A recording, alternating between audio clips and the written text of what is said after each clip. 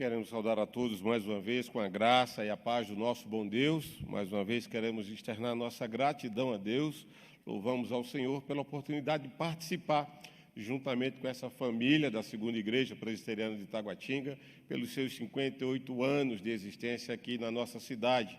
Louvamos a Deus e agradecemos pelo privilégio de poder ter passado o dia de hoje com vocês e, mais uma vez, poder compartilhar aquilo que o Senhor tem nos ensinado, aquilo que o Senhor tem ministrado aos nossos corações. E eu quero trazer, juntamente, o abraço fraterno do Conselho da Quinta Igreja, o abraço fraterno da Comissão Executiva do Sino Taguatinga, como presidente do Sino do que sou, a gente não poderia nos faltar de trazer essas congratulações a essa amada igreja que certamente tem feito uma história belíssima pela instrumentalidade dos irmãos aqui na nossa cidade, pela graça do Evangelho que alcançou cada um de nós que fazemos parte da Segunda Igreja Presbiteriana de Taguatinga. Que Deus continue abençoando a você que está aqui conosco, a você que nos acompanha através dos canais da nossa igreja. Sem mais demora, eu quero convidá-lo a abrir a palavra do Senhor na carta do apóstolo Paulo aos Colossenses. Quero fazer uma breve reflexão. O desafio de todo ministro da palavra, além de falar com o coração, ele tem o desafio de falar ao coração. E essa é a minha oração nessa noite, que a palavra a ser compartilhada com a igreja possa falar poderosamente aos nossos corações, possa ir ao encontro da necessidade da sua vida espiritual, ao encontro da sua necessidade familiar, para enfrentar esses dias difíceis que certamente todos nós temos enfrentado. Vamos ler no capítulo 1, Colossenses, carta do apóstolo Paulo aos Colossenses, capítulo de número 1, e vamos ler apenas 2 versos. A verdade, nós poderíamos demandar mais tempo expondo as muitas lições que esse texto por si só já nos ensina, mas eu quero ficar apenas com 2 versos nessa noite. São os versos de número 9, o verso de número 10, e eu quero convidar você a acompanhar a nossa leitura. Diz assim o texto sagrado: por esta razão, também nós, desde o dia em que o ouvimos, não cessamos de orar por vós e de pedir a Deus que cada um de vós possa transbordar do pleno conhecimento da sua vontade, possam transbordar em toda a sabedoria e possam transbordar em todo o entendimento espiritual. E aí diz o verso 9, a fim de viver do modo digno do Evangelho do Senhor, para o seu inteiro agrado, frutificando em toda a boa obra e crescendo no pleno conhecimento de Deus. Que Deus abençoe a leitura da sua palavra, aplique essa verdade ao meu coração, ao seu coração, e faça com que essa verdade não só aqueça os nossos corações, mas nos impulsione a viver da maneira digna do Senhor, como o próprio texto nos propõe nessa hora. E eu queria convidar você a fechar seus olhos para que tenhamos mais uma palavra de oração. Oremos ao Senhor. Pai amado, Deus santo, Deus bendito, graças te damos pela revelação do teu evangelho ao coração de todo aquele que crê. E nessa hora, tão somente, ó Deus, nós suplicamos que o teu Espírito ilumine os nossos corações, o coração da igreja, daqueles que nos acompanham em seus lares, para que esse evangelho faça sentido, para que esse evangelho torne-se vivo em cada um de nós, para que possamos ser relevantes onde o Senhor tem nos inserido. Para que essa igreja, Senhor, de fato, venha a ser uma igreja viva, ó Deus, uma igreja que serve ao Senhor com alegria, ó Deus, uma igreja, ó Deus, que adora o Senhor verdadeiramente, uma igreja que tem uma compreensão e um entendimento espiritual da tua vontade. Essa é a nossa oração, é o nosso desejo nesse instante, no nome santo de Jesus. Amém, Senhor. Amém. Eu queria, antes de abordar o texto aos Colossenses, fazer algumas considerações que eu julgo importante para que a gente consiga compreender a riqueza da carta aos Colossenses, a importância dessa carta para a vida da igreja hoje, para as nossas vidas hoje. Bem, na verdade, todos nós comungamos e concordamos com isso. Falei um pouco sobre isso nesta manhã. Nós vivemos dias tensos e, de fato, os dias que temos vivenciado e experimentado nas nossas vidas têm sido dias tensos por várias razões. Uma das razões que eu passo a destacar é a crise econômica que se instalou no mundo, né? Uma crise econômica que faz parte da nossa vida diária, da vida da nossa cidade, do nosso país. Uma outra crise que causa essa tensão na nossa existência é uma crise de saúde global, uma crise de saúde local, né? A nossa cidade, uma crise sanitária que se instala e se propaga em todo o mundo. Há uma crise, fora essas crises, há uma crise que poderíamos pontuar, uma crise cultural, certamente há uma crise política instalada nessa época, nessa presente existência, crises sociais, e fora tudo isso, eu gostaria de destacar, há uma crise espiritual. E eu digo crise espiritual porque nós não sabemos, nós não aprendemos ou não fomos capazes de responder adequadamente. Quando eu falo adequadamente, eu estou me referindo a ter uma resposta bíblica, uma resposta de fato relevante à luz das Escrituras para as demandas existenciais dos corações.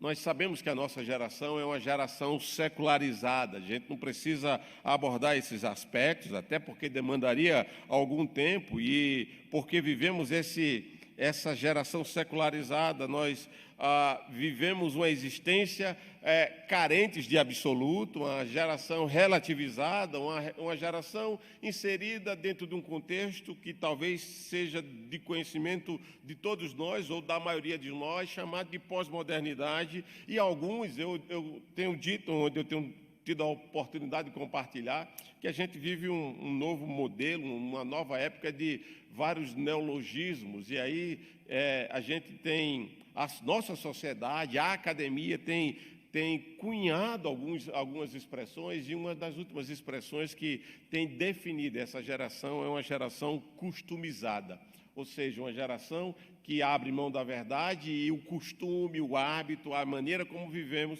passa a ser o paradigma de verdade para nós. E por causa dessas carências de absoluto, essa carência, essa vida relativizada, secularizada ou customizada, a gente vive o que a filosofia vai chamar, não sei quantos aqui já ouviram falar do mito de Sísifo, ou se você nunca ouviu falar desse mito de Sísifo, certamente você já viu uma imagem de alguém, de um personagem grego empurrando uma pedra, rolando uma pedra morro acima.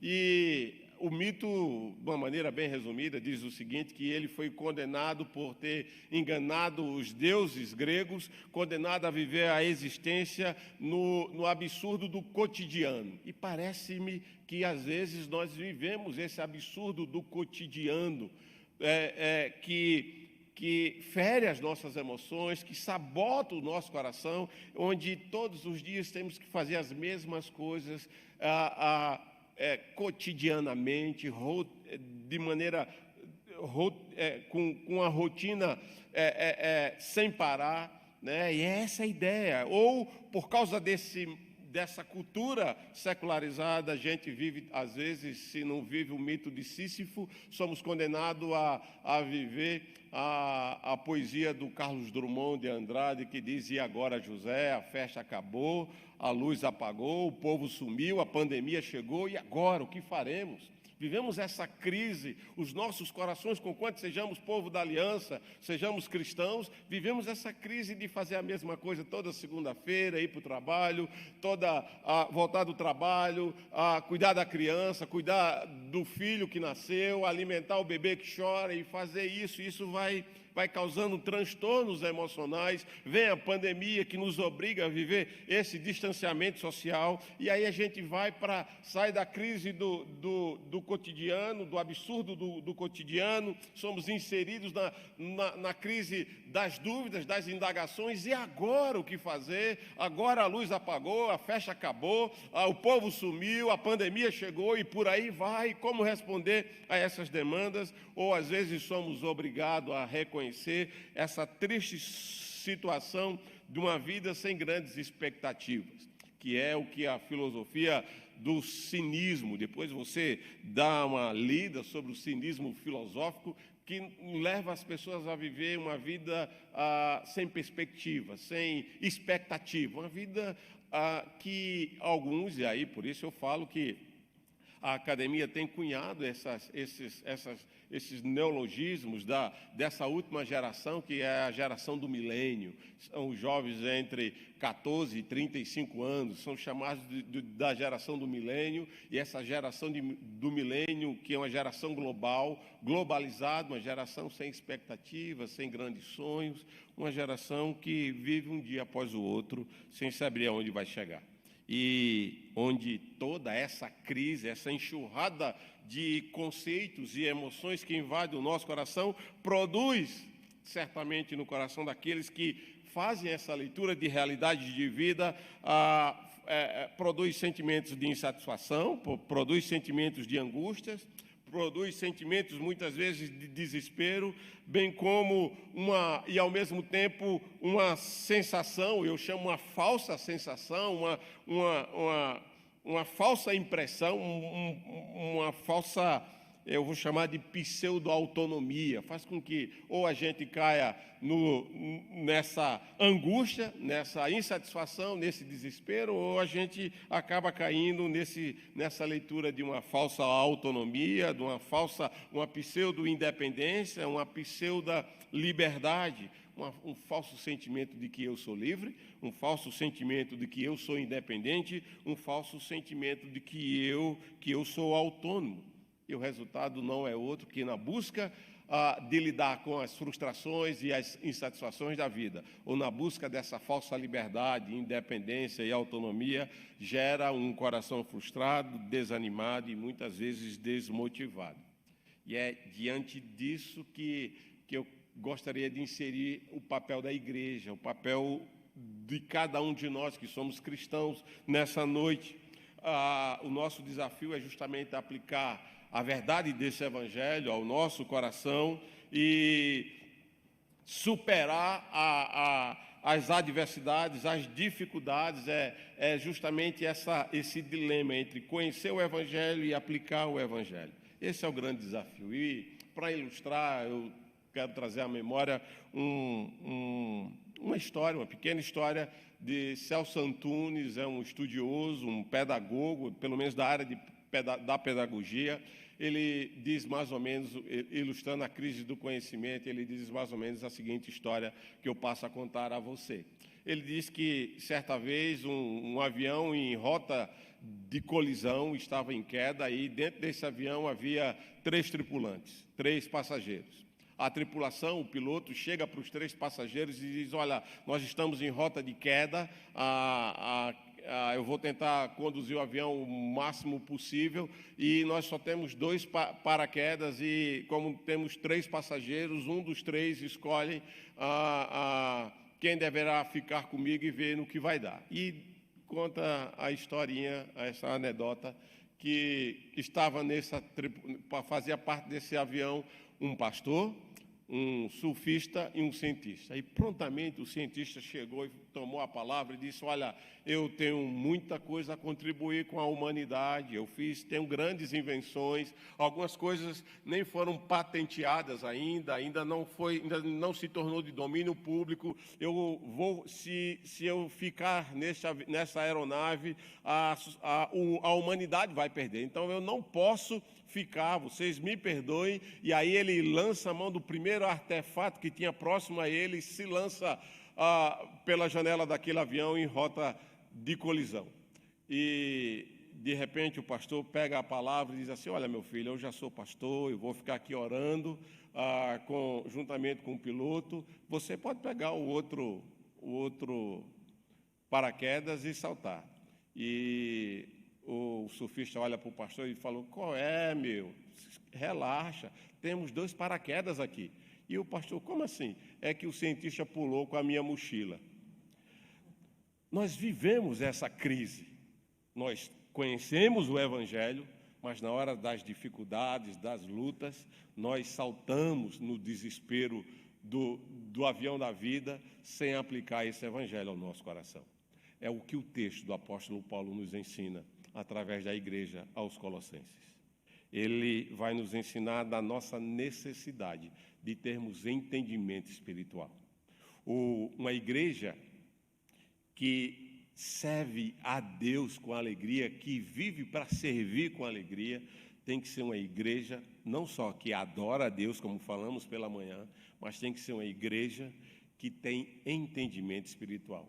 E quando eu penso no entendimento espiritual, eu trago à memória o texto lá de 1 Crônica, a gente não vai ler, mas eu quero deixar para vocês, lá em 1 Crônicas, no capítulo 12, no verso 32, o texto sagrado conta-nos, narra nessa revelação que Davi estava reunindo o seu exército e dentro daqueles que iam compor o seu exército haviam 200 homens da tribo de Issacar. O verso 32 vai nos ensinar isso.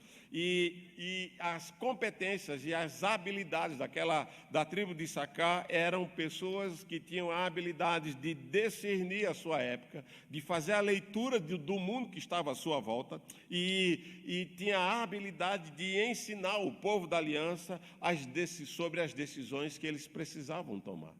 De quando em quando, a segunda igreja, como liderança, como igreja, como famílias, você que nos acompanha também através dos nossos canais, precisamos parar e pedir a Deus: Senhor, me dá as habilidades, as competências que o Senhor um dia concedeu à tribo de Issacar. Essa habilidade de discernir a época e os tempos em que nós estamos vivendo e, ao mesmo tempo, a habilidade de saber o que fazer e a direção sobre o que tomar, as decisões sobre o que tomar diante das adversidades e lutas que muitas vezes nós enfrentamos.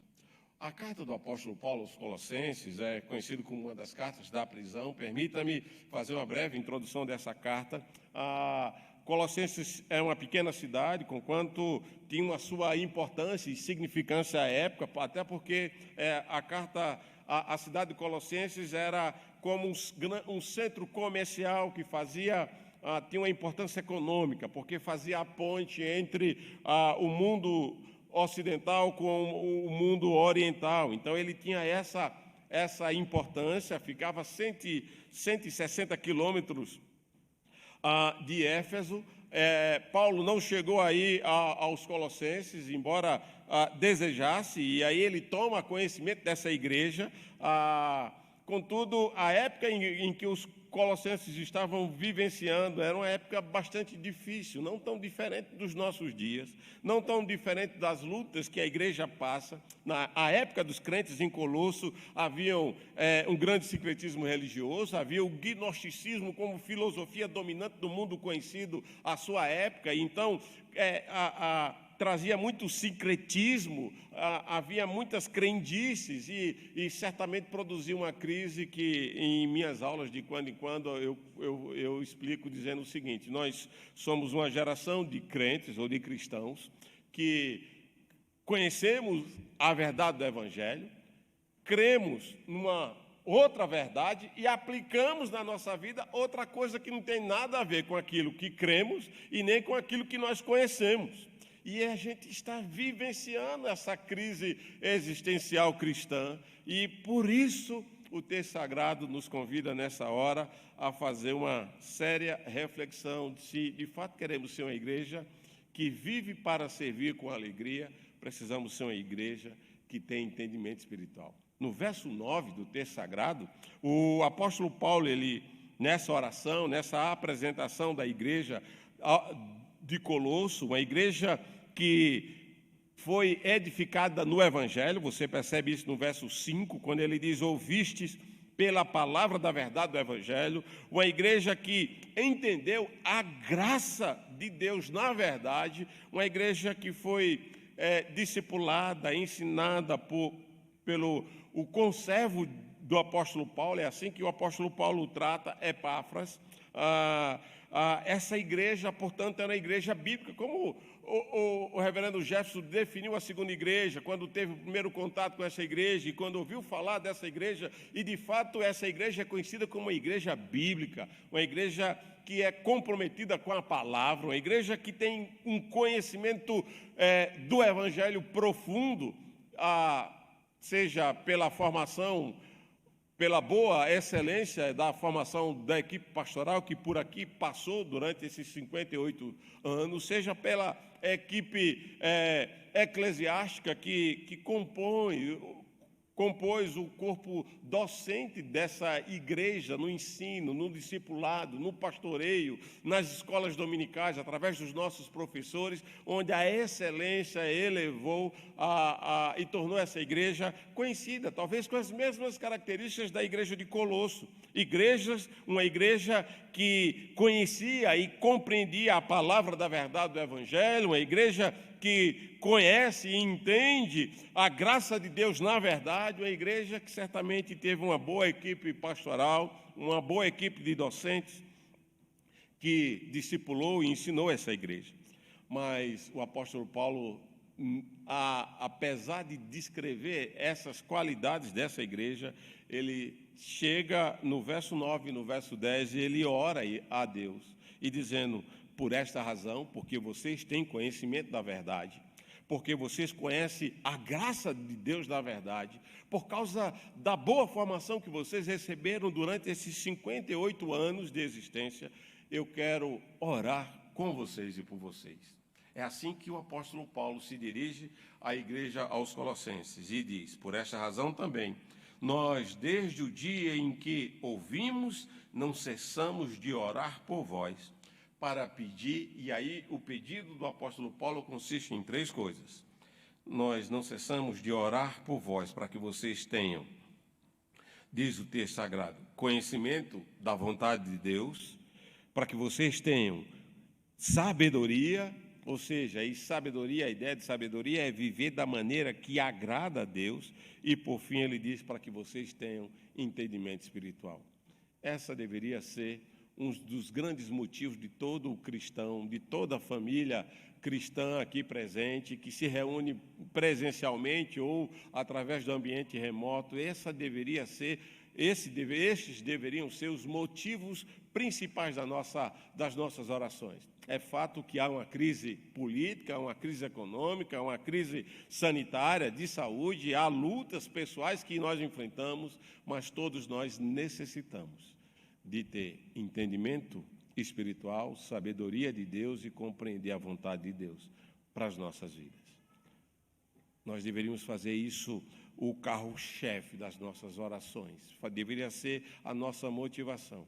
Certamente eu sempre falo e vou pontuar e vou me referir mais uma vez aos irmãos, quando Cristo morreu naquela cruz, ele não morreu para que nós não sofrêssemos, ele não morreu para que nós não enfrentássemos dias difíceis, ele não morreu para que o luto não fizesse parte da nossa história, ele não morreu para que nós não fôssemos testados positivos à Covid-19 ou qualquer outra enfermidade que o valha.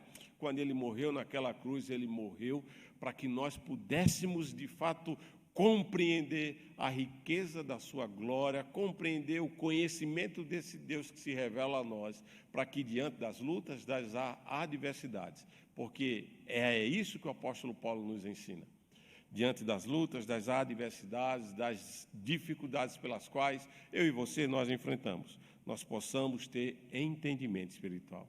Mas para quê, pastor? Nós precisamos ter entendimento espiritual.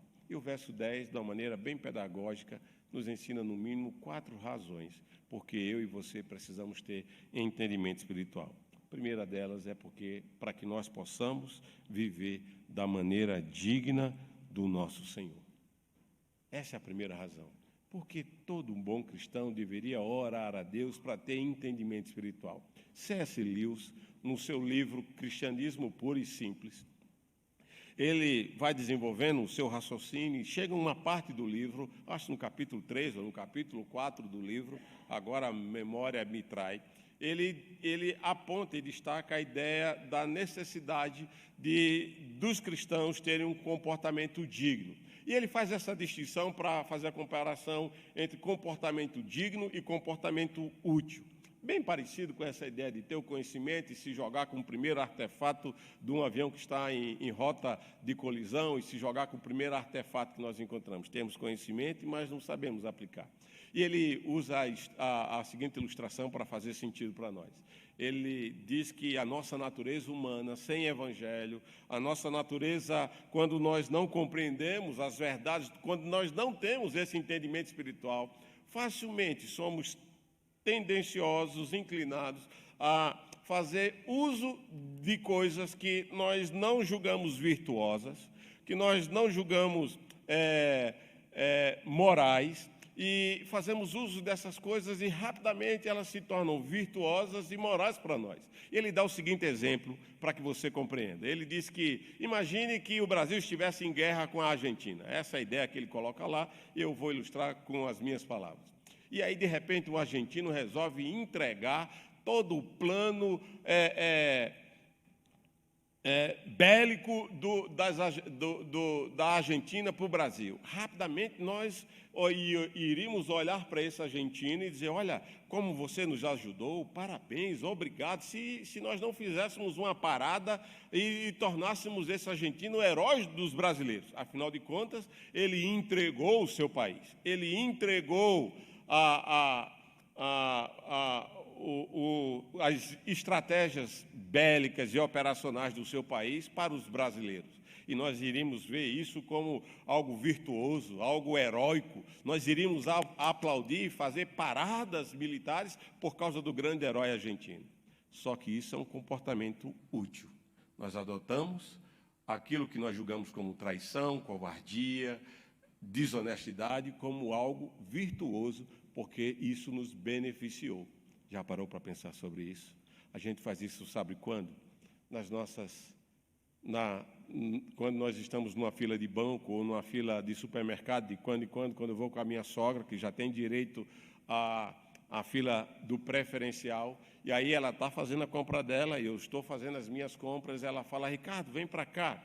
E ela fala com toda boa intenção, ela fala faz isso com toda boa intenção, como algo natural, como um comportamento útil que todos nós adotamos, mas que C.S. Lewis vai dizer, pode ser útil, mas não é digno. E quando Cristo morreu na cruz, foi para que nós tivéssemos entendimento espiritual, para que nós vivêssemos da maneira digna do nosso Senhor. Amém, queridos? E aí a minha sogra chega, vem para cá, Ricardo. Eu digo, não vou não. Ela, por que você não vai? E aí outro dia eu estava com ela e uma tia da Giane que está morando com a minha sogra, ela falou, Gel, chama Ricardo para cá. Ela falou, não vou chamar não, que ele não vem. Não é porque eu sou melhor do que vocês ou melhor de quem quer que seja, mas é porque nessas oportunidades eu tenho a oportunidade de fazer uso de um comportamento útil ou fazer uso de um comportamento digno. E aí eu lembro, pelo que Cristo morreu na cruz. Ele morreu para que eu e você vivêssemos da maneira digna do nosso Senhor. Mas não somente isso, diz o verso 10.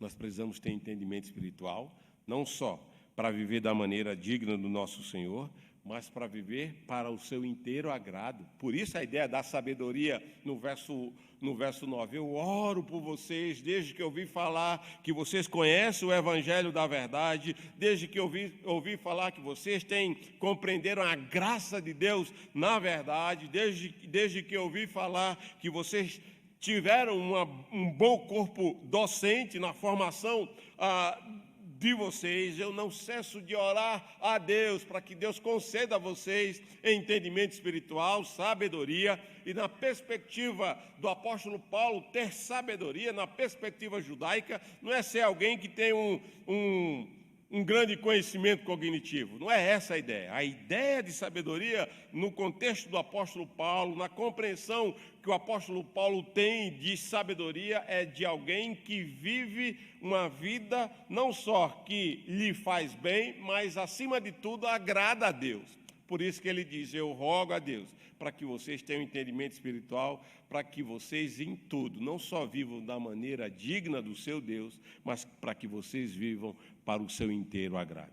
Essa é a minha oração em favor dessa igreja que celebra 58 anos de existência nessa cidade. Que nós sejamos uma igreja, sim, que serve a Deus com alegria, que vive para servir a Deus com alegria, porque compreendemos a maravilha da verdade desse evangelho e aplicamos ao nosso coração, e o nosso desejo diário e constante é viver inteiramente para o agrado desse Deus. E aí o resultado é natural que o texto nos apresenta. Quem vive assim, quem tem essa compreensão desse entendimento espiritual, frutificará em toda a boa obra. Sabe por que muitas vezes nós nos achamos encharcados, inundados, descritos dentro dessa crise existencial que nós descrevemos na nossa introdução?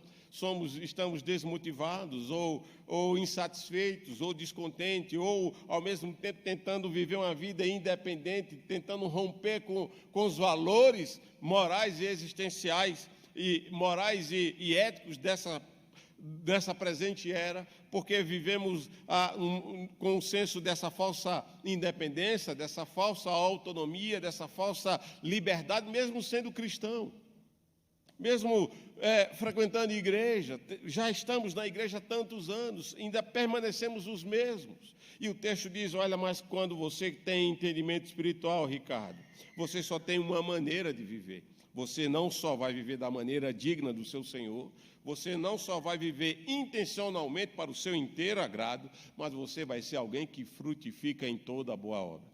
Eu estava conversando com o Jane essa semana, desde a semana passada, como o reverendo Jefferson falou que eu estaria com vocês, e aí ela perguntou para mim: Ricardo, você vai falar sobre o quê lá na segunda igreja? Olha, meu anjo, eu pensei em falar do capítulo 13 de Mateus, mas só que o capítulo 13 de Mateus eu demandaria mais tempo, eu não ia dar conta de percorrer todo o capítulo 13, mas eu quero estimular a igreja a ler o Evangelho de Mateus nessa perspectiva de dar fruto. O capítulo 13 nos ensina sobre essa perspectiva, porque no capítulo 13 do Evangelho de Mateus ele está nos ensinando, me permita-me, reverendo Jeff, dar essa introdução, ele está nos ensinando como é que acontece a dinâmica do reino. A igreja que está presente nessa presente era, vivendo esse século, nessa existência, ela está inserida dentro do reino de Deus que está acontecendo aqui agora, nesse exato momento, em toda a criação. E aí o discurso da revelação do Evangelho de Mateus é justamente mostrar como é que essa dinâmica do reino acontece. E aí ele vai dizendo, na primeira parábola, é um discurso onde ele contém algumas parábolas, ele vai contar a parábola do semeador, que todos nós conhecemos. E aí ele vai descrever: no reino de Deus, você vai encontrar 4 tipos de ouvintes. Haverá aqueles que nunca conheceram e nunca ouviram falar da graça do Evangelho. O inimigo vem, sabota o seu coração e eles não vão dar frutos, eles nunca poderão dar frutos porque eles não pertencem ao inimigo, já são do inimigo.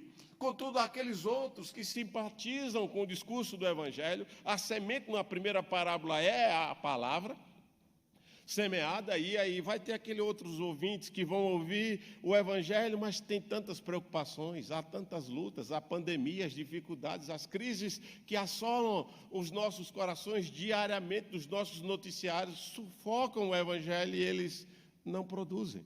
Haverá aqueles outros que vão ouvir o Evangelho, mas estão encantados com a riqueza do mundo, estão querendo viver a sua liberdade, a sua autonomia, a sua independência, querem realizar os seus sonhos, e por causa disso eles vão dizer, eles até gostam do Evangelho, mas estão tão ocupados e interessados com tantas outras coisas, pensando em si mesmos, que eles não têm tempo de ouvir o Evangelho. Mas haverá aqueles que vão ouvir o Evangelho, e o texto destaca justamente isso: aqueles que ouvem o Evangelho, e aqueles que entendem esse Evangelho, eles vão frutificar 30, 60 e a 100 por um. É o que o apóstolo Paulo está dizendo aqui. Eu rogo a Deus para que Deus dê entendimento espiritual a vocês, para que vocês ouçam o Evangelho, para que vocês entendam esse Evangelho, de tal sorte que vocês frutifiquem em toda boa obra.